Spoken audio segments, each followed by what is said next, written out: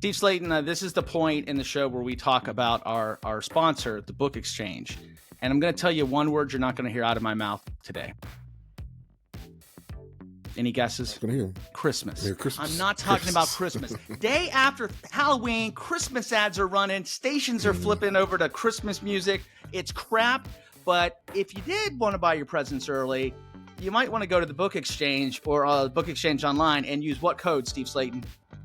Burning Couch for damn near 25% off, which is damn near free. It is 25% off, and it is damn near free. So I'm not saying do your Christmas shopping yet. You know, especially with basketball season coming up, you can get all your basketball gear there. We're winning, looking good for a bowl game. You know, they'll have bowl game shirts. I mean, those would make good Christmas presents if I wanted to talk about Christmas, which we're not talking about Christmas yet, are we?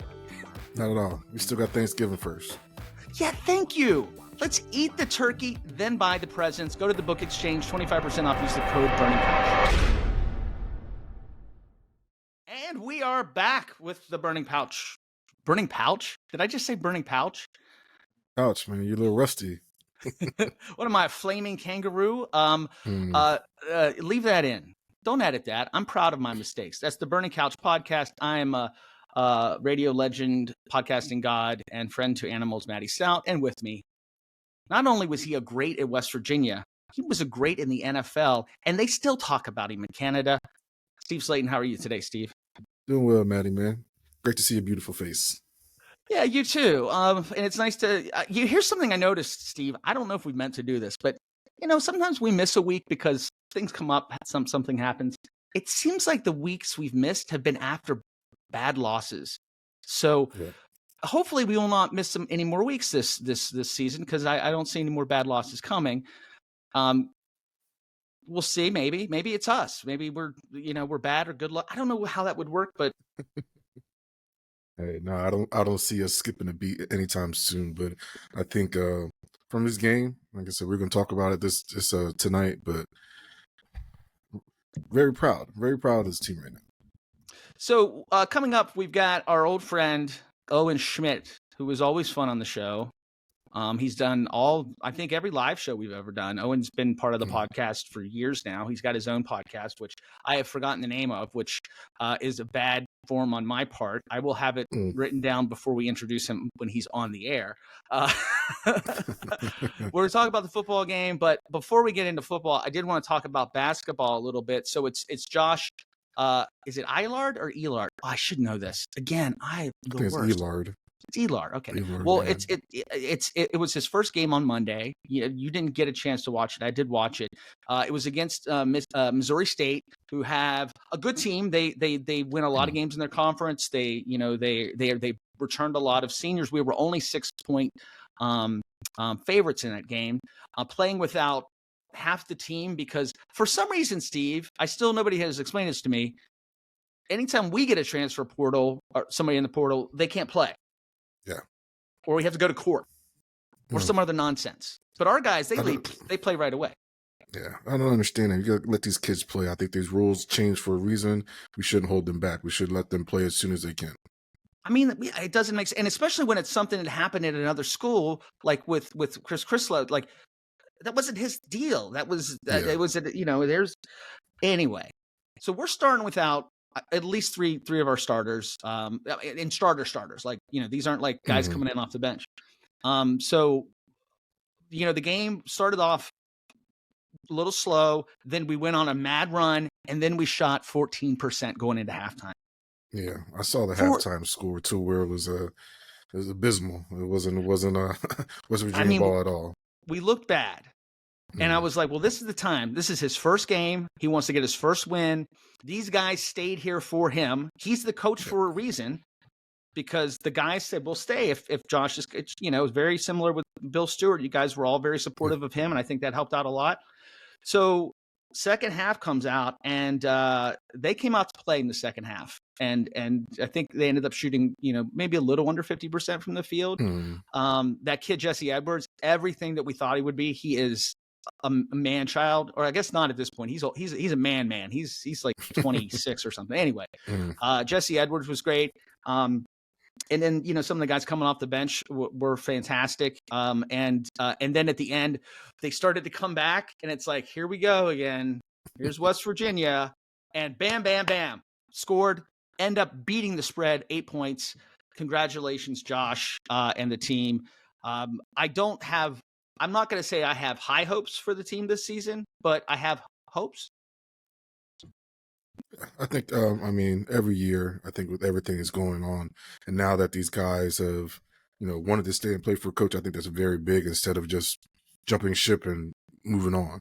And talk to me about, when you're playing for a coach. And I think that's the same that's going on with the Mountaineers right now on the football side. They're really playing for their coach.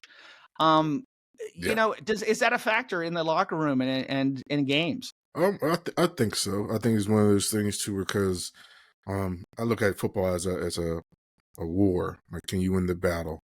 So it's that every play you try to win.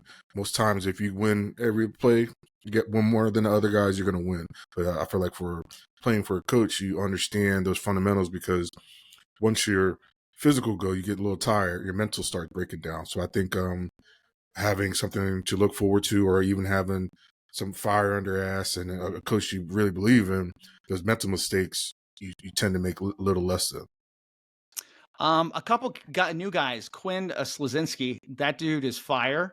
Afri Navi, who is also new, came from Israel. He was pretty good too.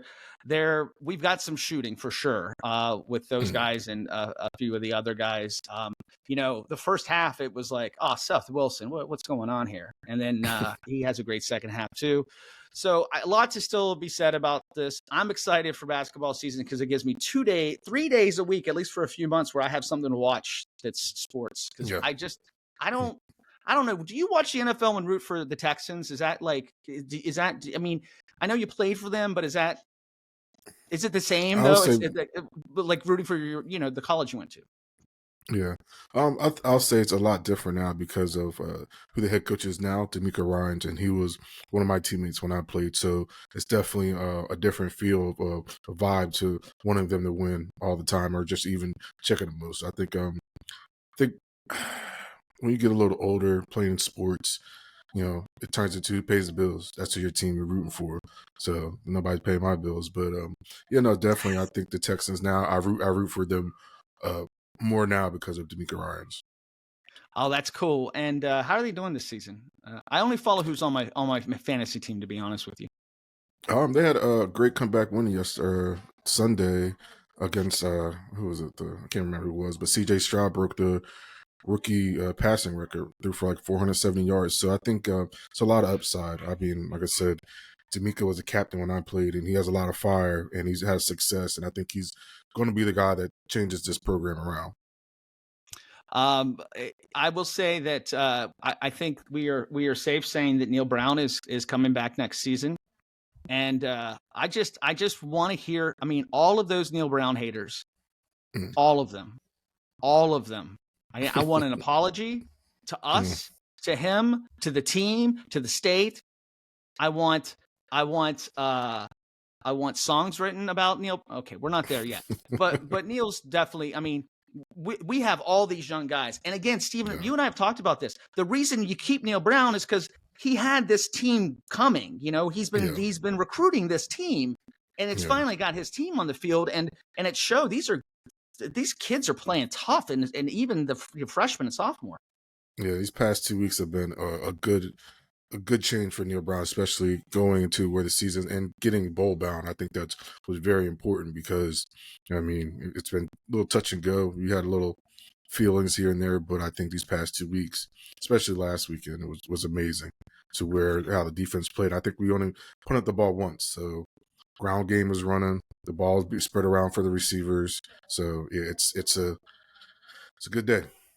Yeah, and we'll talk more about the ground game and the team when Owen Schmidt comes up in just a couple of minutes. We also have a round of player or porn star, which I'm especially proud of. This one's especially good. It was almost like Oklahoma, and everything came together. They just had the right players and I have the right stars. This game's going to be a good one. So we'll talk about that then. From Jam Street Media.